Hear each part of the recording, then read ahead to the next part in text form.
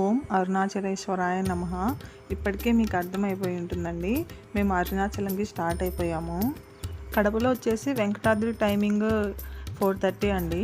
ఆ 4:30 ట్రైన్కి మనం ఎక్కగలిగితే మనకు తిరుపతిలో ఇంకో ట్రైన్ ఉంటుంది. ఇది వచ్చేసి స్పెషల్ ట్రైన్, వీక్ 1 టైమే ఉంటుంది, మధురై ఎక్స్ప్రెస్ అండి. 8:30కి అలా మధురై ట్రైన్ మళ్ళీ అక్కడ రీచ్ అవ్వచ్చు ఆ ట్రైన్కి. ఈ స్పెషల్ ట్రైన్ వచ్చి థర్స్డే మాత్రమే ఉందనుకుంటా.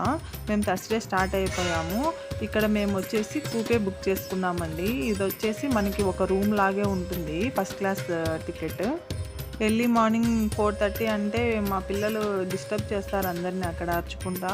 అందుకే ఇదైతే సెక్యూర్గా ఉంటుంది కదని బుక్ చేసుకున్నాము. ఇదైతే మన ఇంట్లో ఉన్నట్టే ఉంది, ఒక రూమ్లో ఉన్నట్లే. ఒక డోర్ ఉంది, దాన్ని లాక్ చేసుకోవచ్చు మనము. కిడ్స్తో పాటు వెళ్ళే వాళ్ళైతే ఈజీ అండి. అప్పర్ బెర్త్కి ఎక్కడానికి ఇలా మనకి స్టెప్స్ ఇచ్చారు సైడ్. మనకి ఇలా కర్టన్ లాంటిది కూడా ఇచ్చారు. ఆ కర్టన్ క్లోజ్ చేసుకోవచ్చు, బయట మనకి ఎవరు కనిపించరు. మీకు ఫస్ట్ క్లాస్ ఏసీ వ్లాగ్ కావాలంటే కామెంట్ సెక్షన్లో కామెంట్ చేయండి, ఒక వ్లాగ్ చేస్తాను. అలాగే ఇక్కడ మేము పిల్లలు పడుకునేసారు, మార్నింగే కదా, అందుకు కొద్దిసేపు పడుకుంటే బాగుంటారనేసి ఇంకా లేచిన తర్వాత డ్రాయింగ్ బుక్స్ తీసుకెళ్ళాను.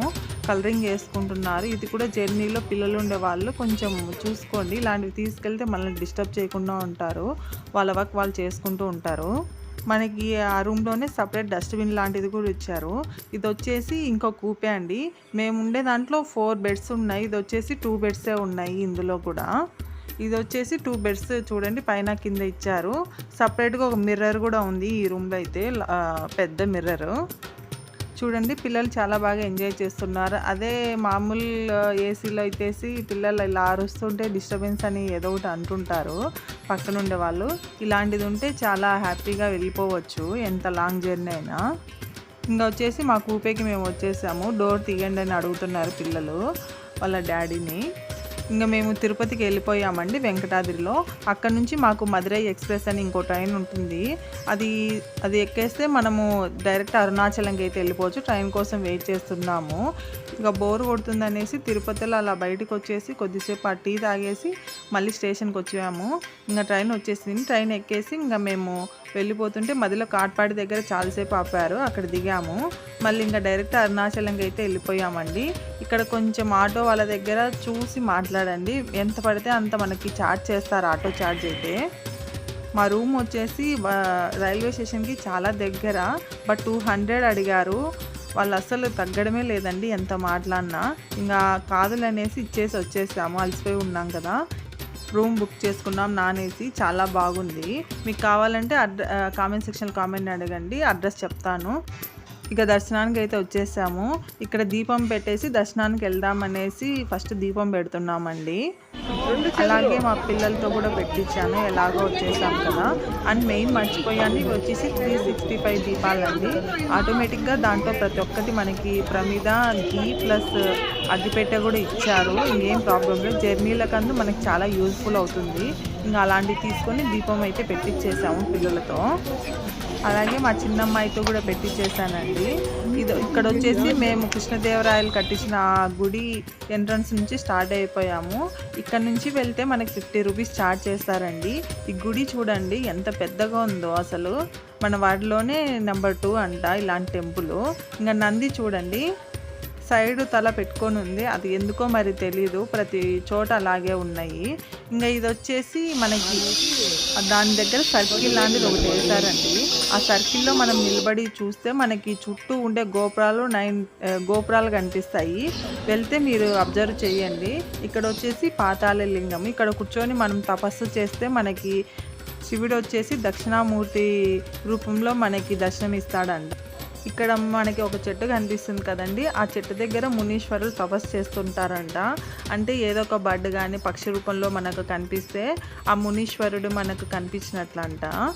ఆ చెట్టు దగ్గరికి వెళ్ళిన వాళ్ళు కొంచెం సైలెంట్గా ఉండండి, డిస్టర్బ్ చేయొద్దు, ఎందుకంటే మునీశ్వరులు తపస్సు చేస్తున్నారు కదా. ఇవి వచ్చేసి 2 కోనేరులు ఉన్నాయండి.